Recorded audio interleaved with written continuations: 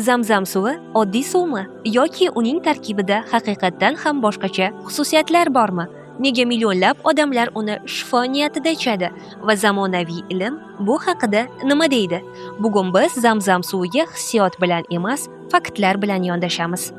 Zamzam suvi Makkadagi Zamzam qudug'idan olinadi. Islom tarixida u muqaddas suv sifatida e'tirof etiladi va asrlar davomida iste'mol qilinib kelinmoqda.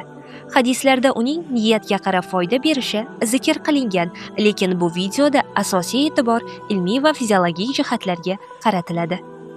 Turli laboratoriya tahlillariga ko'ra, Zamzam suvining tarkibi oddiy ichimlik suvidan farq qiladi.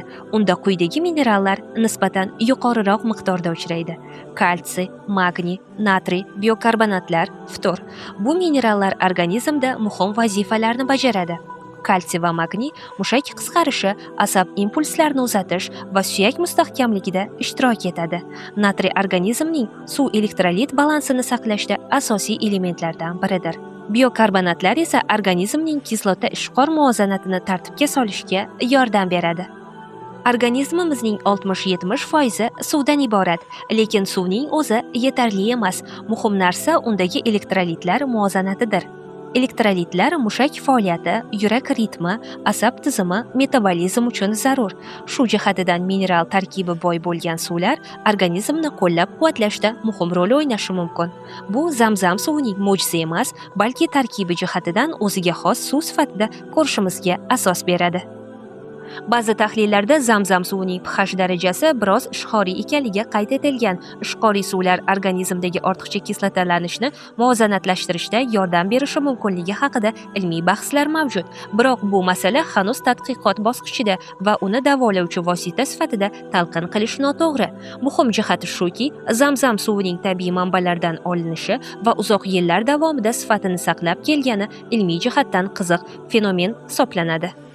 Bugungi kunda eng katta muammo bozordagi soxta mahsulotlar. Ba'zi joylarda Zamzam suvi oddiy suv bilan aralashtirilib sotilishi aniqlangan. Bu nafaqat moliyaviy, balki axloqiy va diniy mas'uliyat masalasidir.